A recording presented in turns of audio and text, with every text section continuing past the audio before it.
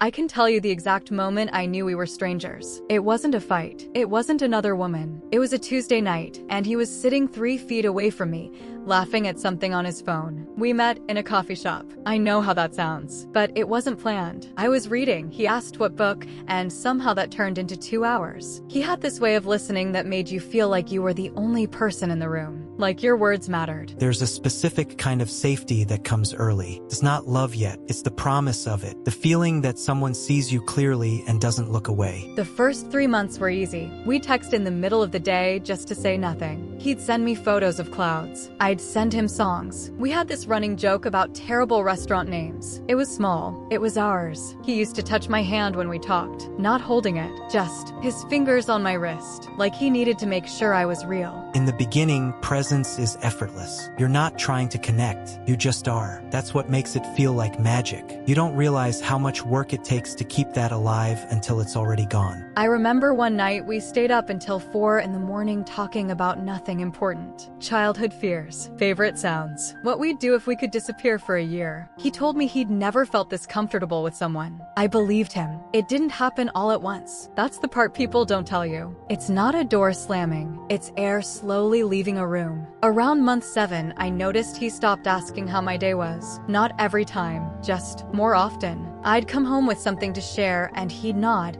but his eyes were somewhere else. Distance doesn't announce itself. It starts as distraction, as tiredness, as I'll be more present tomorrow. And tomorrow becomes a week, a month, a habit. We still went out, still had dinner, still slept in the same bed, but the space between us got wider. I'd reached for his hand in the car, and he'd let me hold it, but it felt passive, like he wasn't reaching back. I started testing it, little things. I'd wait to see if he'd text first, if he'd notice I was quiet, if he'd ask what was wrong.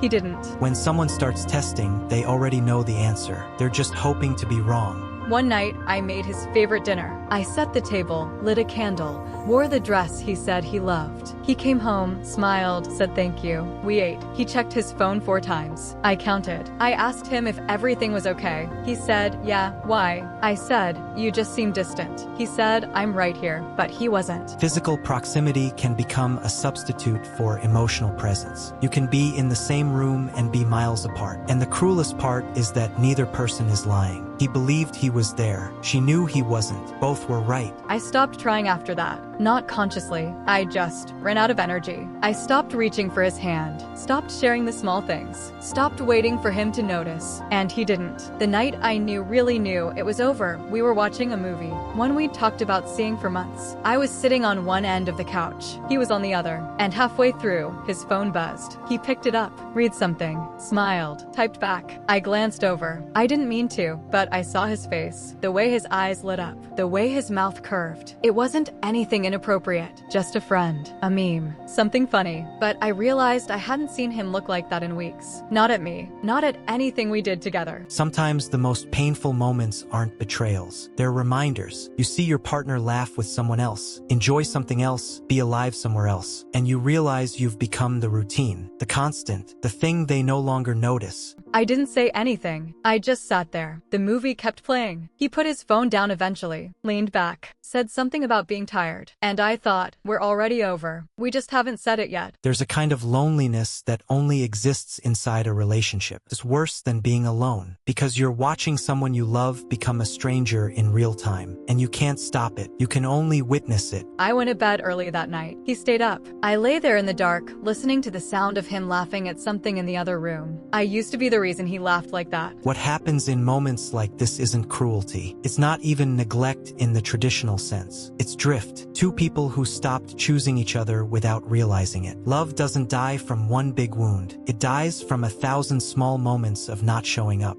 I think he thought we were fine. I think he genuinely believed that because we weren't fighting, we were okay. That because we still said, I love you, before bed, it still meant something. I wanted to shake him, to say, "Do you see me? Do you even know who I am anymore?" But I didn't, because part of me was afraid of the answer. I stayed for 2 more months. We barely spoke. We moved around each other like roommates. Polite, distant, safe. Comfort can feel like love. Routine can feel like stability. And for a long time, you can mistake the absence of conflict for the presence of connection. When you stop asking the hard questions, it's not because you're scared of the fight. It's because you're scared of the truth. That maybe they don't see you. That maybe they haven't in a long time. And that you let it happen because it was easier than leaving. The strange thing about those last 2 months is that nothing was wrong. That's what made it unbearable. There was no fight to point to. No moment I could say, "This is where it broke." We just existed, side by side, like 2 books on the same shelf that no one reads anymore. I started sleeping on my side of the bed like it was a wall. I'd wake up in the middle of the night and look at him, his back to me, breathing steady, peaceful, and I'd think, "You're fine. You're completely fine." And I'm disappearing. I remember one morning I was making coffee. He came into the kitchen,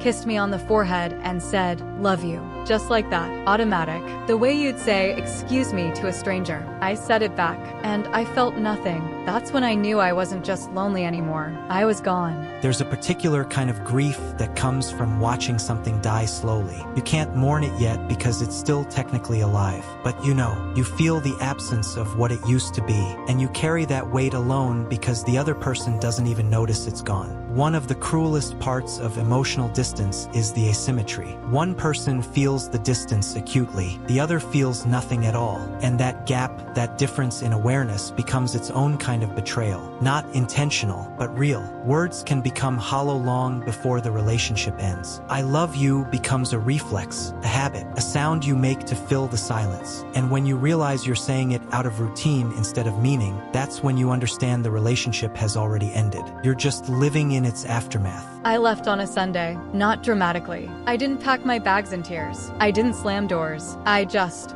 told him. I said, "I don't think we're in love anymore." He looked at me, confused, like I'd spoken a different language. He said, "Where is this coming from?" And I realized he genuinely didn't know. He hadn't felt anything change. For him, we were the same as we'd always been. He asked if we could fix it, if we could try. I wanted to say yes. I wanted to believe that one conversation could undo months of silence. But I knew the truth. You can't rebuild something with someone who didn't know it was broken. I moved out the following week. He helped me carry boxes to my car. We were polite, careful, like strangers pretending to know each other. At the door, he hugged me, held on a little too long. And for a second, just a second, I felt him. The him I used to know. The one who touched my wrist. The one who stayed up until 4 a.m. just to hear me talk. But then he let go, and it was over. I drove away, didn't look back, played no music, just sat in silence with the windows down, letting the cold air hit my face. And I thought about that Tuesday night. The couch, the phone, the laugh that wasn't for me. That was the night I lost him. I just didn't know how to leave yet. That moment, when you realize your partner didn't notice the death of the relationship, is its own kind of heartbreak, because it confirms what you feared most, that you were the only one paying attention, that your pain was invisible to the person who was supposed to see you most clearly.